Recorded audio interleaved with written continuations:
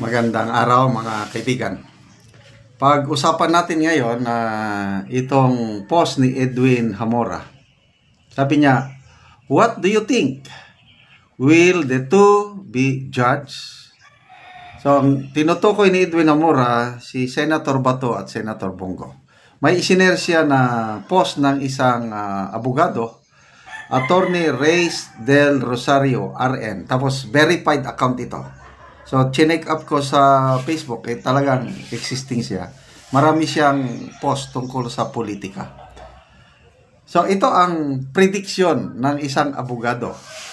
Prediction, sabi niya, Bato and Bongo will vote to convict BP Sara in a potential deal with PBBM to prevent arrest by the ICC. Sabi ko, ano ba ito? First time na may nabasa akong ganitong idea. Anyway, opinion lang ni Attorney Reyes del Rosario ito. Everybody is entitled to his or her own opinion. Prediction man lang niya yan. Na magtrataidor si Senator Bongo at Senator De La Rosa para lang iligtas ang sarili nila. Kasi may balibalita na, si BP Sara mismo ang nagsabi nito, na may nakita siyang listahan kasama si Bongo, Bato sa posible na aarestuhin ng ICC. So, kung aarestuhin sila ng ICC, ano ba? Ililigtas nila ang sarili nila o makipag-compromise na lang? So, ano sa tingin nyo?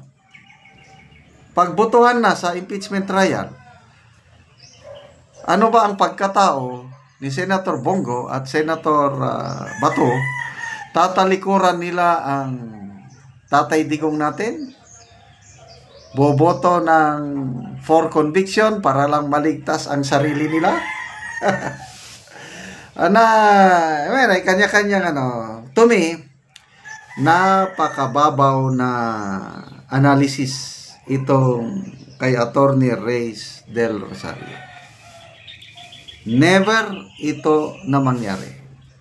Hindi ko na-meet, hindi ko pa personal na nakita si Senator Bongo and Senator Bato. But basing itong mga statements nila, yung ginagawa nila, lalo na itong nangyari kay Tatay Digong, mas gugustuhin pa nilang makulong. Bago eleksyon, nung maugong yung balibalita na aarestuhin na rin si Bato, nakapagsabi si Senator Bato na okay, hindi na ako magtatago. Kung may warrant of arrest, I will voluntarily surrender myself. Kasi gusto kong matulungan yung matanda para may kasama siya doon. Ganon ang statement ni Senator Bato. Sabi ko, wow, this is loyalty to the highest level. Handang magsakripisyo si Senator Bato pagdating ng panahon na arestuhin siya para may kabady. Ang ganda nga naman. So kung maging dalawa sila doon, mas relax na si Tatay Digong dahil nandyan na si Bato sa kanyang tabi. Kaya sabi ko, okay tong Bato na ito, si Senator Bato, okay siya. So lalo akong bumilib sa kanya. So kung si Senator Bato ganon ka-loyal kay Tatay Digong, how much more kay Bongo? Matagal na po ang pinagsamahan ni Senator Bongo at Tatay Digong. Mga taga Davao, ito ang kwento nila. Talagang sangkang dikit, talagang inseparable itong si Tatay Digong at Bongo. Tapos pag iipitin na sila, ayun na, tatalikod, boboto ng conviction, no way.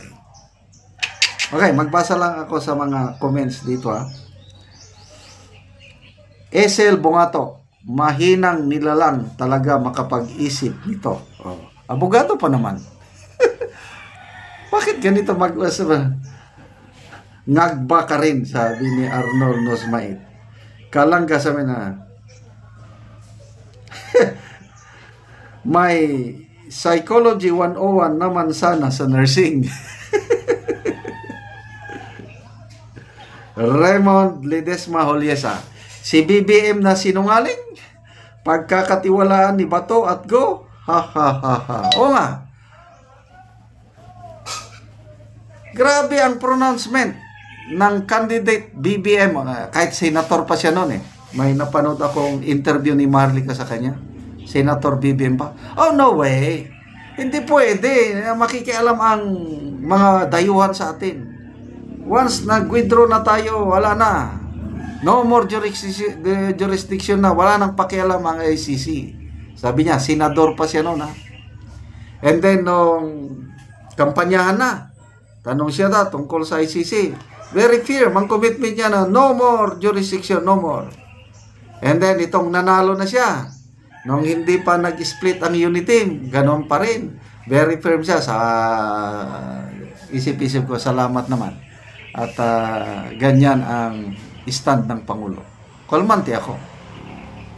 Kaya nung bigla niyang ipaaresto, padala sa ICC si tatay itong halos hindi ako makapaniwala. And up to now, there are nights, instances na parang bangungot. Parang hindi pa ako makapaniwala na ang dating presidente nandun na, nakaditin na. But kahit anong gawin ko, sampal-sampalin ko man sarili ko, nakakulong na talaga. At nagawa yan dahil sa allow ng administrasyon ni So, mapapagkatiwalaan pa ba na makipag-compromise deal? No way. Hindi naman yan kautso-utso si Senator Bongo at Senator Bato de la Rosa na tatalikuran nila ang trial, si BP Sara, tatalikod sila, boto sila ng conviction para lang hindi sila arestuhin. Come on, arestuhin nyo. Oh, I hope na Senator Escudero will be true to his words. Kung siya pa rin ang Senate President, sabi niya hindi pwede niyong arestuhin ang nasa Senado. Separate institution, 3 equal branches of government. Oh, number 1, number 3 Senator. Granting, nandyan na ang warrant of arrest, nandyan na ang PNP. Aarestuhin nila si Senator Bongo at Senator Bato. Nasa compound sila ng Senate. Pag hindi papayag ang Senate President, wala silang magagawa. Maliban lang kung puwersahan nila, i-disregard na nila ang separation of yung different branches of government. Magagawa nila. But to me, suntok sa buwan itong ganitong prediction o analysis ng isang abogado. Ulitin ko, ang pangalan niya, Attorney Reyes del Rosario. Abogado siya, graduate ng Lasal. Nurse siya, graduate ng Ateneo. Nako. Okay, salamat mga kaibigan sa inyong pagsubaybay sa ating channel. Nakakatulong kayo ng malaki sa tribong Talaandig ng Bukidnon dahil ang income natin sa channel na ito is pantulong natin sa tribo. Namimigay tayo ng assistance, livelihood. Nagpapatanim tayo ngayon ng saging lakatan. Kung may itinanim, may aanihin.